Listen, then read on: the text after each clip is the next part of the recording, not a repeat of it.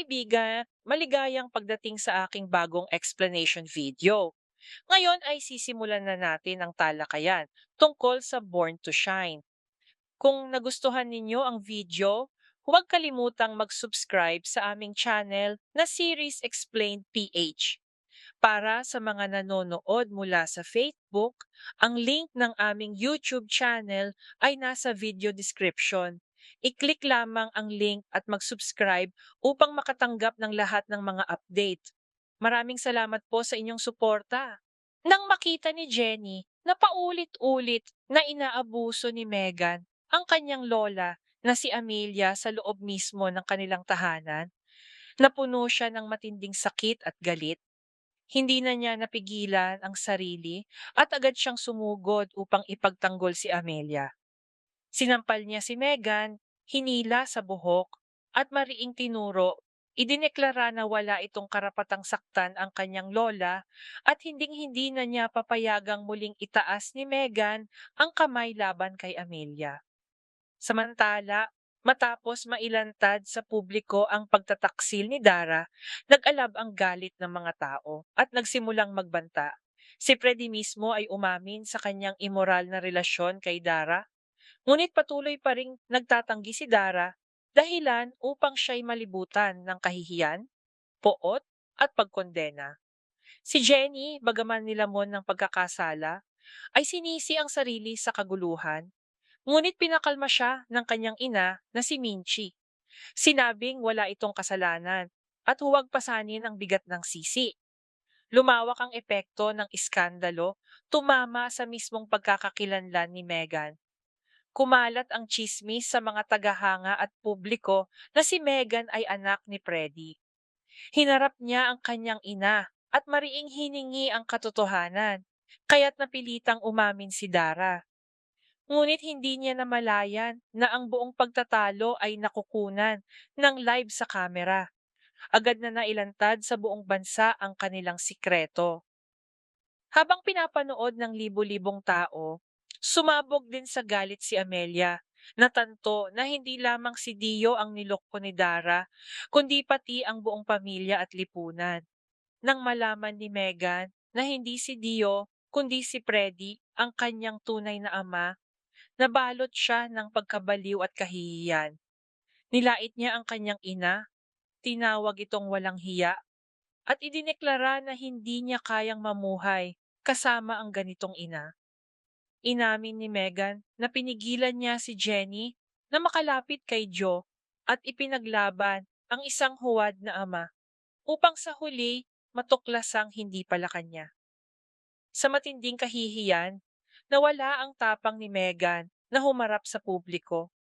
Humingi ng tawad si Dara, ngunit tumanggi si Megan, sinabing hinding-hindi niya mapapatawad ang ina, bagaman wala siyang magawa, kundi tanggapin ang mapanghamak na katotohanan. Kalaunan, pinatawad ni Megan si Dara, naniniwalang ito lamang ang paraan upang mabawi ang kanyang nawalang posisyon.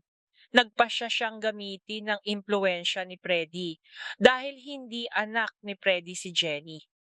Dahil dito, tuluyang nahiwalay si Jenny sa production company ni Freddy, habang si Coach Bana ay matatag na pinutol ang lahat ng ugnayang marital at profesional kay Freddy. Si Jenny naman ay nagpasya na muling bumalik sa Yumi, sapagkat hinahanap-hanap siya ng kanyang mga kaibigan. Nang marinig ng tatlo sa pinakamalalapit niyang kaibigan na hindi na muling makakatanghal ang grupo, sila'y lubos na nalungkot. Upang iligtas ang Yumi at ibalik ang tagumpay nito, tuluyan nang nagpasya si Jenny na bumalik. Bago ito, nagtungo siya kay Coach Bana, ipinaliwanag ang lahat at humingi ng pahintulot. Dahil wala nang ugnayan kay Freddy, buong puso siyang pinayagan ni Bana. Kaya't nakabalik si Jenny sa Yumi. Kasabay ng pagbabalik ni Jenny upang iligtas ang Yumi, lalo namang lumubog si Megan sa kalupitan laban sa kanyang lola na si Amelia. Matapos mailantad ang pagtataksil ni Dara, napuno ng galit at pagkasuklam si Amelia. Hindi na niya napigilan ang sarili at paulit-ulit na sinampal si Dara sa mukha. Maring sinigawan na umalis agad sa kanyang bahay. Tinawag itong manloloko na hindi lamang nagtaksil sa kanyang yumaong anak na si Dio, kundi pati na rin sa kanya sa loob ng maraming taon. Bumagsak si Dara sa pag-iyak, nagmakaawa ng kapatawaran, iginiit na hindi niya kailanman sinadyang saktan si Amelia o si Dio at sinabing tunay niyang minahal si Dio. Ngunit mariing idineklara ni Amelia na hinding-hindi niya siya mapapatawad at inutusan sina Dara at Megan na kunin ang kanilang mga gamit at umalis agad. Ang salaysay na ito ay nagtatampok ng pagtatanggol ni Jenny kay Amelia, pagkalantad ni Dara, kahihiyan ni Megan, paghiwalay ni Freddy, at pagbabalik ni Jenny sa Yumi. Pinagdurugtong ang pagtataksil, pagkakasala, at pagtubos sa isang dramatikong punto ng pagbabago. Sa kabila ng matinding sakit at karamdaman ni Amelia, hindi siya pinatawad ni Nadara at Megan. Sa halip na umalis, pinairal nila ang kasakiman at tusong ambisyon, binalak na paalisin si Amelia mismo sa sariling tahanan. Walang tigil na inabuso ni Megan ang mahina at matandang si Amelia, pisikal at psikolohikal. Sinabihan pa siyang wala na siyang pangangailangan sa gamutan dahil malapit na rin daw siyang mamatay. Araw-araw siyang pinahihirapan sa kawalan ng pag-asa. Nang marinig ni Jenny ang paghihirap ng kanyang lola, nabalisa siya ng husto, takot na ang ganitong pang-aabuso ay magpapabilis sa kamatayan ni Amelia. Ipinagtapat ni Minchi kay Jenny ang matinding lungkot na nararamdaman niya para kay Amelia, lalo na ngayong malubha ang sakit nito. Nang tanungin ni Jenny kung totoo bang may malubhang karamdaman ang kanyang lola, napilitan si Minchi na ibunyag ang katotohanan. May cancer si Amelia. Natakot siya na sa oras na muling gumanda ang kanilang relasyon, baka agad na rin itong mawala. Nang malaman ni Jenny ang tungkol sa cancer ng kanyang lola, agad siyang nagpasya na puntahan ito. Naalala niya ang kanilang huling pagkikita na puno ng pagmamahal at yakap, kaya't na naisin niyang muling makasama si Amelia. Ngunit sa gitna ng emosyonal na sandali, naggitngit si Megan, hindi matanggap na tuluyang nakuha ni Jenny ang puso ni Amelia, ang katotohanang hindi siya tunay na halari at si Jenny lamang ang totoong anak ni Joe ay hindi niya kayang tanggapin. Pagdating ni Jenny sa bahay ni Amelia, dama niyang hindi naligtas ang manatili roon. Nakiusap siya sa kanyang lola na sumama na lamang sa kanila. Ngunit mariing tumanggi si Amelia. Iginiit na sina Megan at Dara, mga taong walang dugong kaugnayan, ang dapat umalis. Ngunit mapangahas na tumanggi sina Megan at Dara. Iginiit na dahil matagal na silang nakatira roon, may pantay silang karapatan sa bahay. Mariing sumagot si Amelia. Sinabing hindi niya apo si Megan at inutusan itong kunin ang kanyang mga gamit at umalis. Si Dara, mapanlin lang pa rin, ay hinikayat si Megan na huwag sumuko at manatili. Sa puntong iyon, tuluyang sumabog ang galit ni Megan. Brutal niyang binugbog ang mahina at may sakit na si Amelia gamit ang panyo at mabigat na jacket. Napayuko si Amelia, tinakpan ng ulo, pilit na tinitiis ang mga hampas. Sa sobrang sakit ng kalooban, agad na sumugod si Jenny upang ipagtanggol ang kanyang lola. Iniharang niya ang sarili sa pagitan ni na Amelia at Megan, tinanggap ang mga hampas para sa kanya. Ngunit nang hindi na niya mapigilan ang galit, gumanti siya. Paulit-ulit na sinampal si Megan ng mariin. Mariing itinuro niya ito, binalaan na wala itong karapatang hawakan si Amelia dahil hindi siya kadugo at hanggat siya'y nabubuhay, hinding-hindi niya papayagang saktan si Amelia. Patuloy na naggit-ngit si Megan at sinubukang ipagpatuloy ang pag-atake. Ngunit muling gumanti si Jenny ng sunod-sunod na sampal na nagpabagsak kay Megan sa sahig. Sa harap ng galit ni Jenny, hinawakan ni Amelia ang balikat ng kanyang apo Pinakiusapan siyang tumigil na, sinabing sapat na, at sila na mismo ang aalis sa bahay. Alam ni Amelia na umabot na sa sukdulan ang galit ni Jenny at kumilos lamang siya upang ipagtanggol siya mula sa kalupitan ni Megan. Ang salaysay na ito ay nagtatampok ng kasakiman ni Dara at Megan, pagdurusa ni Amelia, pagkatuklas ni Jenny, pag-atake ni Megan, at pagtatanggol ni Jenny, pinagdurugtong ang pagtataksil, karamdaman, at ang matibay na ugnayan ng apo at lola sa gitna ng matinding panganib. Ang matinding psikolohikal na bigat ay bumalot kay Net. Ang pag-alis ni Megan at ang kaguluhang kanyang idinulot ang nagtulak kay Miss Monica na tuluyan ng buwagin ang Yumi Group. Lubos itong ikinawasak ni Net na desperadong patunayan ng sarili bilang mahusay na producer at manager. Naisip niyang baka mabuhay pa ang Yumi kahit wala si Megan kung may papalit sa kanya. Ang tanging plano na pumasok sa kanyang isip ay si Jenny. Kung babalik si Jenny, muling makakabangon ng Yumi. Ngunit nag-alinlangan si Net, hindi tiyak kung papayag si Jenny na noon ay matagumpay na sa kanyang solo career. Ang salaysay na ito ay nagtatampok ng pagtindig ni Amelia, kalupitan ni Megan, pagtatanggol ni Jenny, pakiusap ni Amelia, at dilema ni Net. Ipinapakita kung paanong ang katapatan at tapang ay sumalungat sa kayabangan at pagtataksil habang nakabitin ang kapalaran ng Yumi. Sa huling pagtatangka, kinausap ni Net ang kanyang ina na si Miss Monica, tinanong kung may natitirang pag-asa dahil kung tuluyang magsasara ang Yumi, mawawalan ng trabaho ang tatlong pinakamalalapit na kaibigan ni Jenny. Sagot ni Monica, wala nang pag-asa dahil hindi na maibabalik si Megan at matapos ang kawalang katarungan kay Jenny, kahiya-hiya na humingi pa ng tulong sa kanya. Bahagyang sinisi ni Net ang kanyang ina, sinabing ang hindi makatarungang pagpapaalis kay Jenny ang sumira sa kanilang relasyon dito. Idinagdag niyang lahat ng pagkakamali ay nagmula sa pagpili ni Monica kay Megan na palaging naging walang utang na loob at mapanira sa grupo.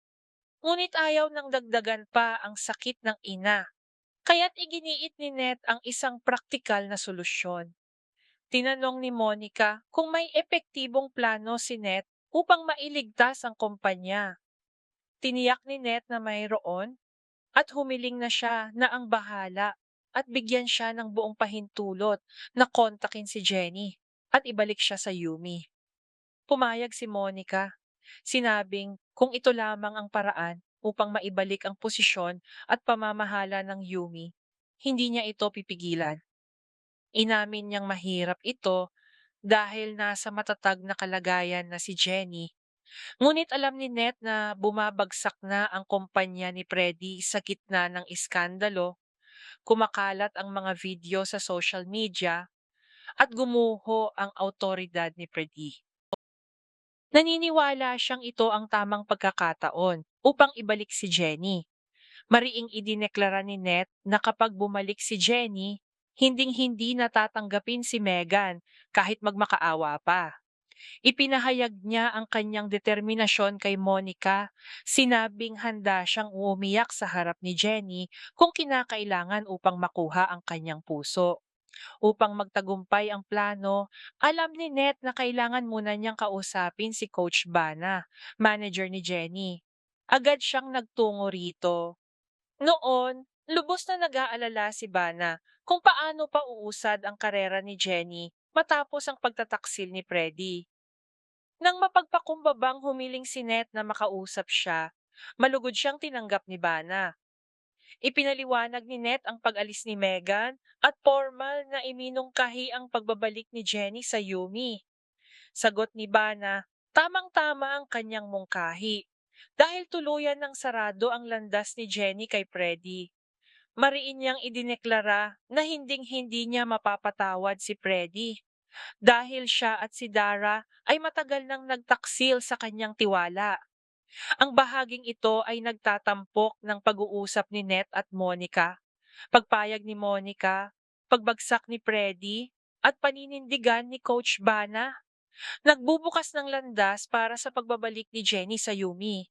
Ang salaysay na ito ay nagtatampok ng pakiusap ni Net, pagpayag ni Monica, pagbagsak ni Freddy, at paninindigan ni Coach Bana. Ipinapakita kung paanong ang determinasyon at katapatan ang naglatag ng daan para sa pagbabalik ni Jenny sa Yumi. Naglatag si Coach Bana ng kondisyon. Maaari lamang bumalik si Jenny sa Yumi kung ang kanyang solo career ay mananatiling nasa ilalim ng pamamahala ni Bana. Nangako siyang dadalhin si Jenny sa mas mataas pang tagumpay at idineklara na ang tapang ni Jenny ang naglantad sa pagtataksil ni na Freddy at Dara, kaya't may utang na loob siya rito habang buhay. Buong galak na tinanggap ni Net ang kondisyon, tiniyak na magpapatuloy ang solo career ni Jenny habang siya'y muling sasama sa Yumi na magliligtas sa tatlong pinakamalalapit niyang kaibigan mula sa kawalan ng trabaho. Pagkatapos, inutusan ni Bana si Net na agad puntahan si Jenny at ipaalam na natapos na ang lahat ng pag-uusap at ibinigay na niya ang buong pahintulot. Agad na nagtungo si Net sa bahay ni Jenny. Palihim na minamasdan ni Miss Monica ang kanyang mga kilos, nais makita kung gaano kakayahan ang kanyang anak na protektahan ang kumpanyang itinayo sa loob ng maraming taon ng sakripisyo. Si Jenny, na walang kaalam-alam na tapos na ang usapan ni Net at Bana, ay hinarap si Net ng may pag-aalinlangan at kaba. Sinubukan nilang magpakita ng normal na pakikipag-usap. Kumustahin ni Net ang kalagayan ni Jenny at nang papasukin siya, ipinaliwanag niya ang kanyang layunin. Hikayatin si Jenny na bumalik sa Yumi. Sagot ni Jenny, kailangan muna niyang kausapin ang kanyang manager. Hindi niya alam na nakakuha na si Net ng pahintulot ni Bana. Muli siyang pinakalma ni Net, sinabing aprobado na ang lahat ni Bana, at tiniyak na mas lalo pang sisikat ang karera ni Jenny. Siya ang mangunguna sa Yumi at magpapatuloy ng malakas ang kanyang solo career sa ilalim ni Bana. Bagaman nag-aalinlangan pa, agad na tumawag si Jenny kay Coach Bana upang beripikahin.